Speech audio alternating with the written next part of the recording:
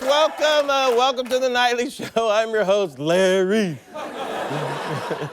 Yeah, second episode, man. I mean, that was a lot of fun last night. It was so much fun. I mean, I could barely get to sleep last night. I was so pumped. I came into the office today to get my things, and everyone was here, and I was like, wait, are we doing this again? I guess that's what nightly means. I didn't know. We get to do it again. This is so much fun. So let's get started. All right, so we're talking about Cosby and the hurricane of horrors still swirling around him. Now, most recently, noted girl Lena Dunham took him down when she compared being obsessed with the Cosby situation to being obsessed with the Holocaust.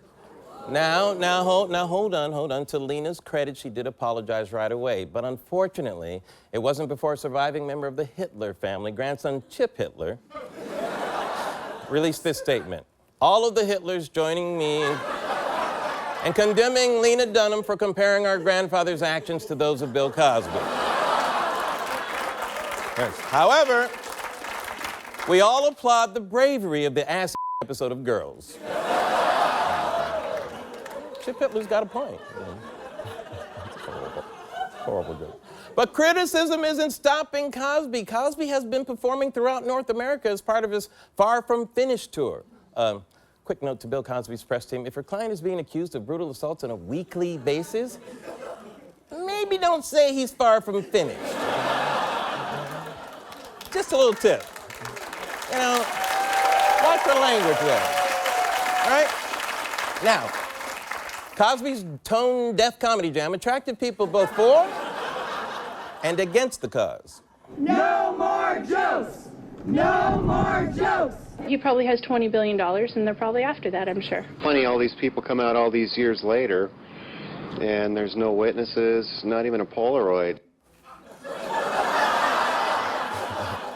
So this guy only believes things if they were shot on a Polaroid? Oh, Great Depression? I don't think so. Where's the Polaroid? His kid's like, well, what do you mean I smell like weed, Dad? Where's the Instagram? It's like the worst question ever. The better question is, why aren't people listening to these women? Is it because most of this allegedly happened so long ago? Is it because some of them went into Cosby's hotel room alone? Is it because there are no Polaroids? Is it because he's so famous? Or is it just because they're women? Because I would say enough have come forward. I mean, the current tally stands... The current tally stands at 35 women.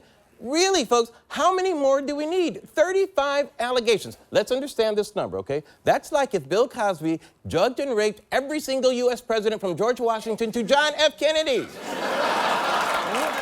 true. But Grover Cleveland was asking for it, Your Honor.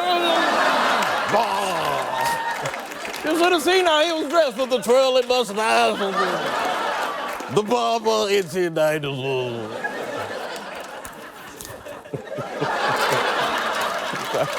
No. I just realized Grover Cleveland actually had 2 non-consecutive terms, so Cosby would have had to do it twice. Look who's back, Grover!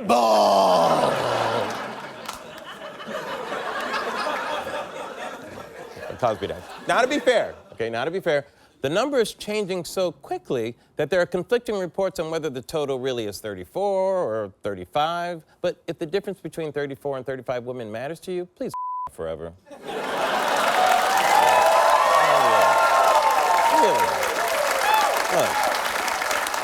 you know, and look, guys, I know everyone's piling on Cosby, including me. But I'll tell you what, let's consider for a second if Cosby didn't do it.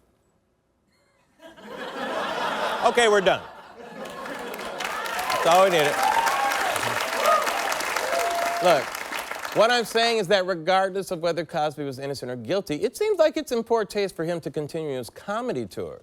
The worst place to address these allegations is from the stage. Look what happened recently at a show in Canada. Stop it. That's right. Shh. No clapping, nothing. That's all right. Shush, stop it? Are you trying to quiet a heckler, or is that your pillow talk? just saying, you know. All right. Here to talk about how Cosby could handle the situation better is professional comedian and Nightly Show contributor Mike Yard. Mike, thanks for joining us. Thanks for coming in, Mike. Thanks for having me, Larry. No problem. So Mike, is Cosby out of line here? Absolutely, Larry. That is not how you handle a heckler at all. Oh. Okay, so wait. That's the part of the story that's rubbing you the wrong way?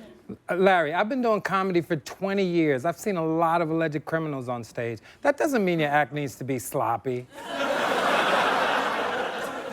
Okay, but I thought you were going to talk about... Larry, you don't understand. He was being heckled in Canada, and his comeback was stop it, shh, shh. Look, if you can't handle a Canadian heckler, it's time to get out the game.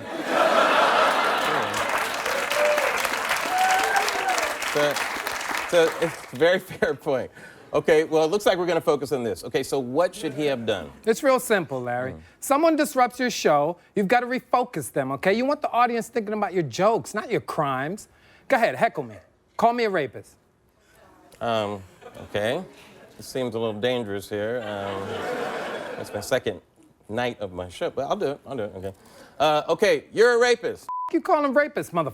Hey. Oh.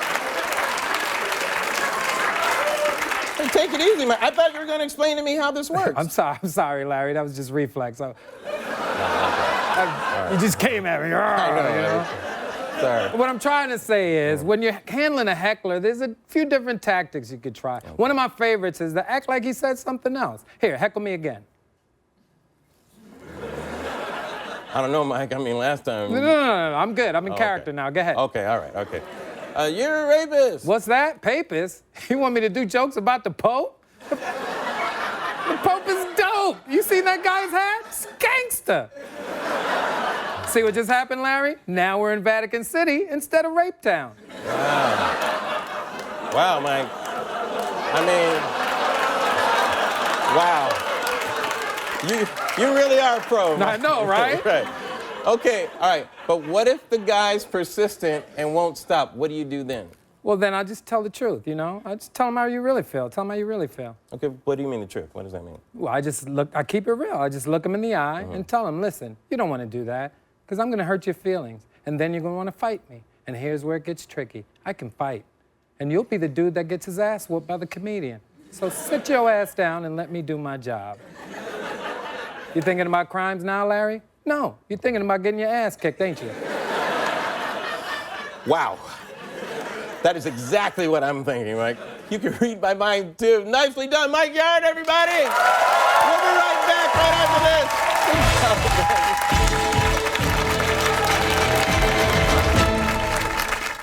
this. Hey, America. Follow The Nightly Show with Larry Wilmore on Twitter.